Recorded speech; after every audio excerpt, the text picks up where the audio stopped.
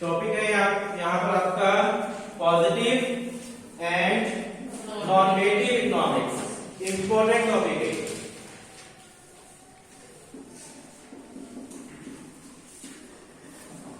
Positive economics and normative economics.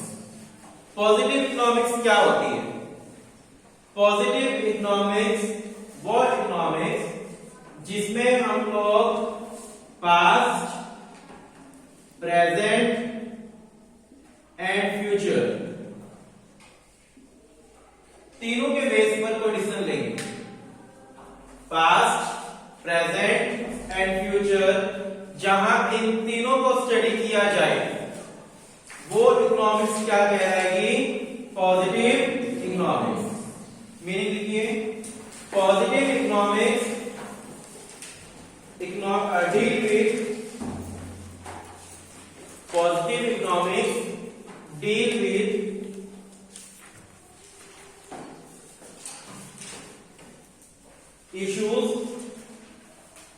deal with issues related to past,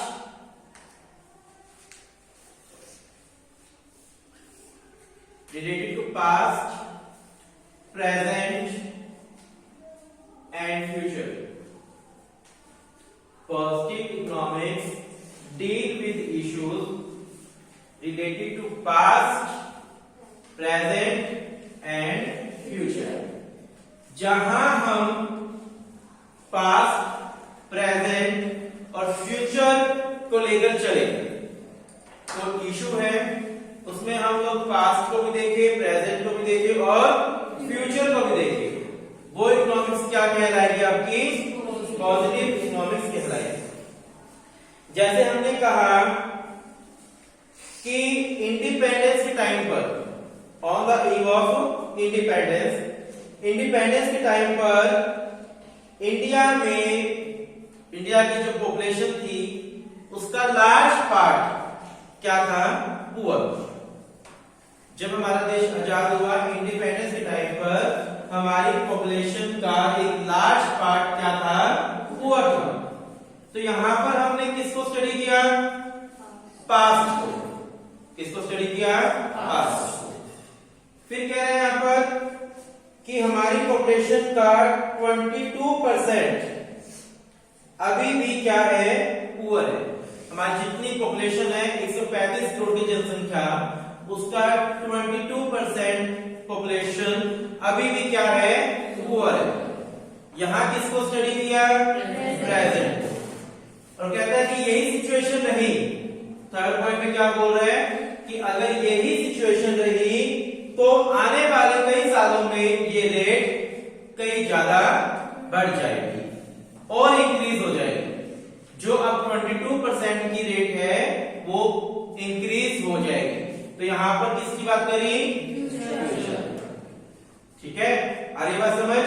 जब किसी matter को लेकर, कोई टॉपिक को लेकर पास्ट, प्रेजेंट और फ्यूचर तीनों चीजों को देखा जाए, ठीक है, आप कहते हो मेरे 10th में इतने मार्क्स आए थे, ठीक है, 11th में इतने हैं और 12th में मैं इतने लेके दिखाऊंगा। यहां आपने क्या किया? पास्ट, प्रेजेंट एंड फ्यूचर तीनों को क्या कर लिया? डिस्कस कर लिया। जहां हम किसी मैटर पर, किसी इशू पर पास्ट, प्रेजेंट और फ्यूचर तीनों को स्टडी करें तो वो क्या बन जाएगा? Positive economics. एग्जाम्पल क्लियर है आपको? एग्जाम्पल ये भी लिख के आ जाएगा एग्जाम के अंदर कि इंडिपेंडेंस के टाइम पर हमारे देश की लार्ज पॉपुलेशन क्या थी? पुअर। ठीक है, एट प्रेजेंट हमारे देश की कितनी पॉपुलेशन पुअर है? 22%। अगर यही सिचुएशन रही तो इन फ्यूचर ये रेट और इंक्रीज हो जाएगी। आगे समझ। नेक्स्ट है आपका नॉर्मेटिव इकोनॉमिक्स। कौन सी इकोनॉमिक्स? नॉर्मेटिव। नॉर्मेटिव इकोनॉमिक्स क्या होती है? जिसमें ओनली हम लोग फ्यूचर को स्टडी करें, ना पास्ट ना प्रेजेंट। जहां सिर्फ हम लोग किसको स्टडी कर रहे हैं? फ्यूचर को। तो वो इकोनॉमिक्स क्या कहलाएगी? आपकी नॉर्मेटिव इकोनॉमिक्स। ठीक है, देखिए नॉर्मेटिव इकोनॉमिक्स का मीनिंग लिखिए। normative economics is the economics of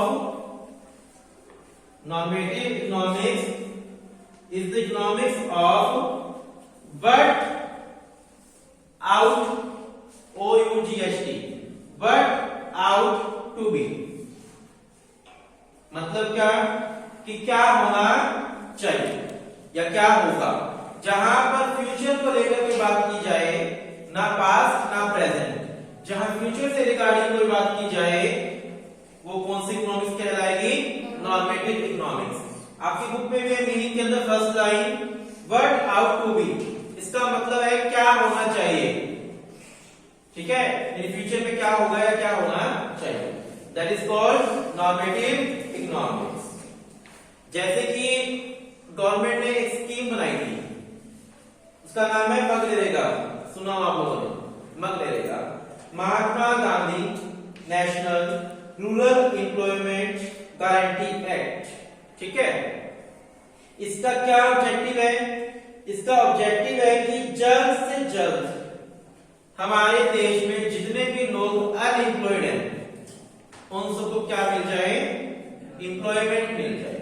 यानी हमारी कंट्री में कोई भी अनएम्प्लॉयड ना रहे। तो ये किसको लेकर प्लानिंग की जा रही है? पास्ट को लेकर, प्रेजेंट को लेकर या फ्यूचर को लेकर? फ्यूचर को लेकर। कि मैंने एक पॉलिसी बनाई और इस पॉलिसी का ऑब्जेक्टिव क्या है कि आने वाले टाइम में हमारी कंट्री में कोई भी अनएम्प्लॉयड ना रहे। जितने भी लोग एम्प्लॉयमेंट चाहते हैं सबको क्या मिल जाए? एम्प्लॉयमेंट मिल जाए। तो मनरेगा जो है, अगर मैं बात करूं तो ये कौन सी इकोनॉमिक्स के अंदर आएगा? Normative economics. आप कहते हो कि मेरा एम सीए बनना है, सीएस बनना है, तो यहाँ पर ना पास्ट की बात हो रही है ना यहाँ प्रेजेंट की बात हो रही है, यहाँ पर किसकी बात हो रही है? फ्यूचर की। जो मैटर आप डिस्कस कर रहे हो ये नॉर्मेटिव इकोनॉमिक्स का ही पार्ट है। दोनों पॉइंट क्लियर अच्छे से?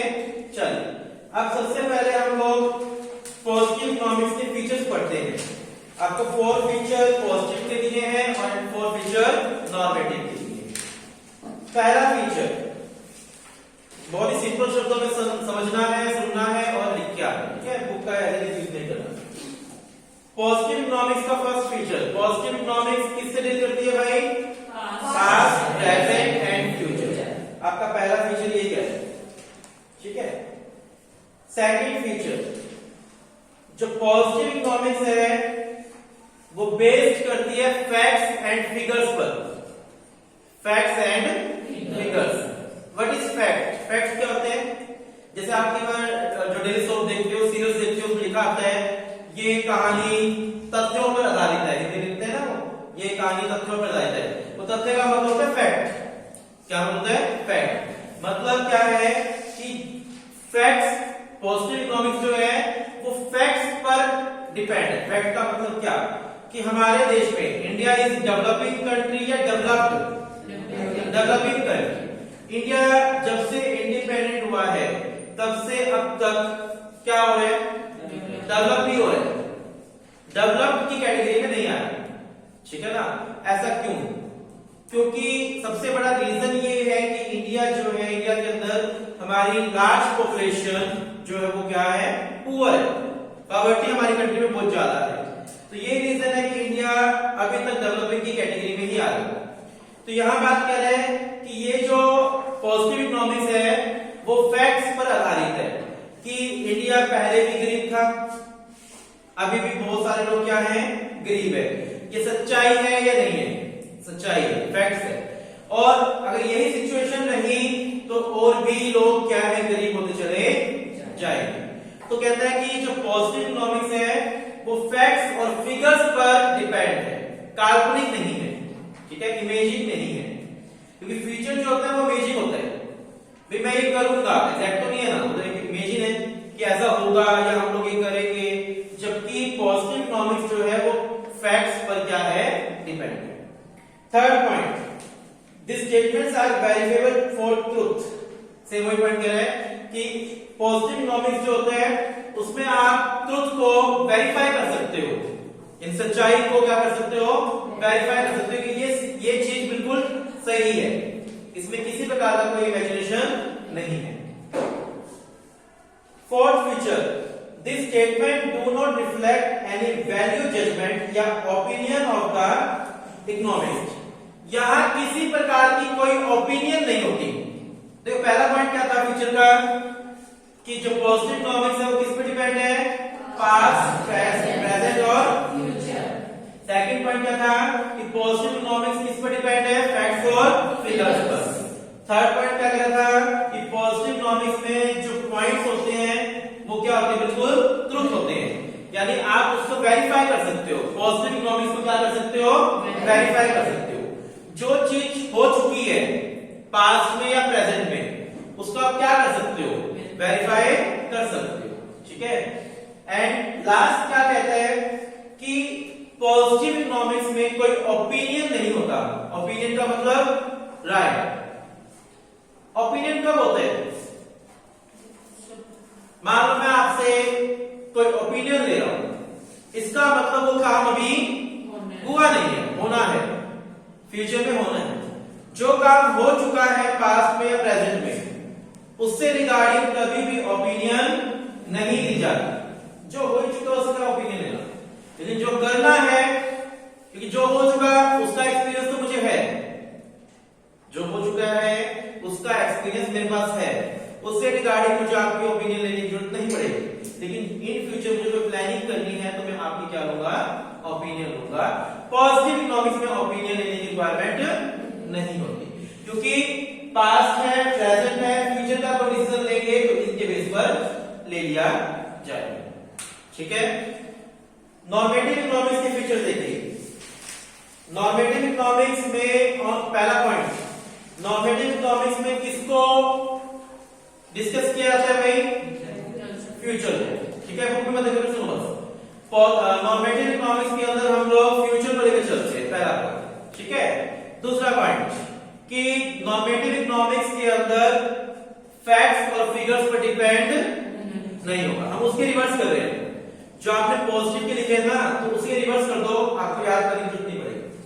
जो नॉर्मेटिव इकोनॉमिक्स है वो फैक्ट्स एंड फिगर्स पर डिपेंड नहीं होगी। नॉर्मेटिव इकोनॉमिक्स में आप ट्रुथ को वेरीफाई नहीं कर सकते। ठीक है, सच्चाई नहीं होती भाई, ये तो इमेजिन है कि फ्यूचर में ऐसा करेंगे तो होगा या नहीं होगा वो पता नहीं। ठीक है। एंड जो नॉर्मेटिव इकोनॉमिक्स है उसमें ओपिनियन होगी, पॉजिटिव में नहीं होती ओपिनियंस, तो नॉर्मेटिव में ओपिनियन। जो हमने 4 पॉइंट वहां करे उसी का रिवर्स कर दिया ताकि इजी हो जाए। समझ आ गया सब टॉपिक वाला, पॉजिटिव एंड नॉर्मेटिव इकोनॉमिक्स। उसके बाद हम लोग कल डिस्कस कर रहे थे, क्या डिस्कस कर रहे थे, सेंट्रल इकोनॉमी और मार्केट इकोनॉमी और मिक्स्ड इकोनॉमी। यहां पर इस चैप्टर में आपको सिर्फ मीनिंग समझना है, जो मैंने आपको समझा दिया था। डिफरेंस वाला टॉपिक अभी नहीं करना, जो आपको 5 पॉइंट दिए हैं ये अभी मत करना, नेक्स्ट चैप्टर समझ आ जाएगा, फिर समझ आ जाएगा। मार्केट इकोनॉमी क्या होती है, जहां पर ऑल डिसीजंस कौन लेगा, प्रोड्यूसर, और सेंट्रल इकोनॉमी गवर्नमेंट, मिक्स में दोनों। चैप्टर 2 का central problems of economy, important topic, central problems of economy.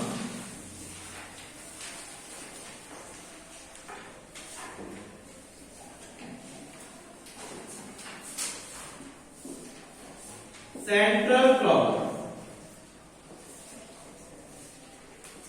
देखो, यहां पर आपके 2 टॉपिक बनेंगे। एक होता है सेंट्रल प्रॉब्लम्स ऑफ इकोनॉमी, एक होता है फंडामेंटल प्रॉब्लम्स ऑफ इकोनॉमी। ध्यान से समझो मैं क्या बोल रहा हूं। एक होता है सेंट्रल प्रॉब्लम्स और एक होता है फंडामेंटल प्रॉब्लम।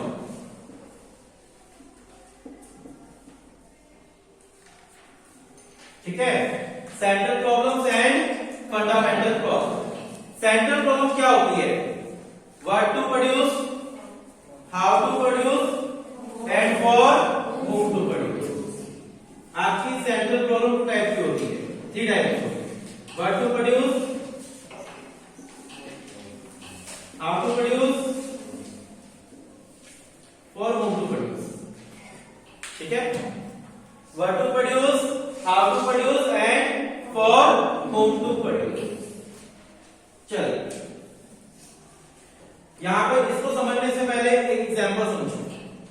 हमें एक बिजनेस करना है। क्या करना है? एक बिजनेस स्टार्ट करना है। ठीक है, आप लोग सोच रहे हो कि हम एक बिजनेस स्टार्ट करना है। सबसे पहले माइंड में क्या प्रॉब्लम स्ट्राइक करेगी? कौन बोल रहे हैं? बोला अगर गलती बोलोगे सर क्या हुआ ना? किस चीज का बिजनेस? बैठ। हाँ, आप क्या कहते हैं? ये बोल रहे थे, सही बोल रहे थे। ये तो मैंने डिस्कस कर ही लिया कि मुझे बिजनेस करना है। ये तो मैंने सोच ही लिया कि मुझे बिजनेस करना है। तो सबसे पहले मेरे माइंड में प्रॉब्लम स्ट्राइक करेगी कि मुझे बिजनेस क्या करना है, काम क्या करना है, किस चीज का बिजनेस करना है। ठीक है, सबसे पहले आपके माइंड में प्रॉब्लम यही आएगी कि बिजनेस करूं तो क्या करूं। ठीक है, बट देन आपने सोच लिया कि मुझे गारमेंट्स का काम करना, बिजनेस करना है। अब आपके माइंड में सेकंड प्रॉब्लम क्या आएगी कि मैं कैसे स्टार्ट करूं, स्टार्ट कैसे करूं। ठीक है, कैसे का मतलब है कि कहां जगह लूं और रेडीमेड गारमेंट्स का करूं या खुद के बनाकर बेचूं। तो आपके माइंड में प्रॉब्लम आएगी हाउ टू स्टार्ट। सोच तो लिया कि मुझे क्या करना है, मुझे गारमेंट्स का बिजनेस करना है, then how to start, start कैसे करूं। ठीक है, अब आपकी वो प्रॉब्लम खत्म हो गया। आपने सोच लिया कि मुझे तो रेडीमेड गारमेंट्स का बिजनेस करना है। अब माइंड में क्या आएगा? अब रेडीमेड गारमेंट्स सोच लिया, अब मैं करूं तो किसके लिए करूं? किड्स गारमेंट का काम करूं, बच्चों के लिए, लेडीज का या फिर जेंट्स का। बहुत ही कम शॉप ऐसी होती है जहां एक ही शॉप पर लेडीज का सामान भी मिलता हो, गारमेंट्स मिलते हो, या फिर जेंट्स के गारमेंट्स मिलते हो, या बच्चों के गारमेंट्स मिलते हो। बहुत ही कम शॉप ऐसी होती है। लगभग 90% शॉप अलग होते हैं। बच्चों के गारमेंट्स की अलग होती है, लेडीज के गारमेंट्स की अलग होती है, जेंट्स के गारमेंट्स की अलग होती है। ठीक है, तो आपके माइंड में क्या क्वेश्चन स्ट्राइक करेगा कि मुझे गारमेंट्स का बिजनेस करना है, तो मैं किसके लिए करूं? लेडीज गारमेंट्स का, जेंट्स गारमेंट्स का या फिर किड्स गारमेंट्स का। तो सेम एज इट इज हमारी इकोनॉमिक्स की भी, मैं तो एग्जांपल देकर समझाई थी आपको। हमारी इकोनॉमिक्स की भी मेन 3 सेंट्रल प्रॉब्लम क्या है? What to produce, how to produce and for whom to produce. क्या करना है, कैसे करना है और किसके लिए करना है। ठीक है, बताइए समझ। यहां पर अभी डिटेल इसको डिस्कस करेंगे। तीनों पॉइंट याद हो गए? अगर मैं आपसे पूछूं what is the central problem, then आप क्या कहेंगे? What to produce, how to produce, for whom to produce. ठीक है, फंडामेंटल प्रॉब्लम मैं पूछता हूं आपसे, हमारी फंडामेंटल प्रॉब्लम्स क्या है? First problem, limited resources, unlimited wants. Third problem, problem of choice. मैंने फर्स्ट एग्जांपल समझाया था आपको कि हम पैसे लेने के लिए हमें चॉइस करनी पड़ती है, ऐसा तो समझाया था ना। हमारे पास रिसोर्स क्या है? लिमिटेड। हमारी वॉन्ट्स क्या है? अनलिमिटेड। सो हमें क्या करनी पड़ती है? चॉइस करनी पड़ती है। एक बेस्ट ऑप्शन की हम लोग क्या करते हैं? चॉइस करते हैं। बात सारी समझ। मैं आपसे पूछूं what is the fundamental problems, तो आप क्या बोलेंगे? Limited resource, unlimited wants and problem of choice. हमारे रिसोर्स लिमिटेड है, हमारी इच्छाएं अनलिमिटेड है, सो हमें क्या करनी पड़ती है? चॉइस करनी पड़ती है। एक बेस्ट ऑप्शन को चूज करना पड़ता है। ये हमारी कंट्री की फंडामेंटल प्रॉब्लम है। और central problem what to produce, how to produce and for whom to produce. Clear है? कर लो इसको अच्छे से याद।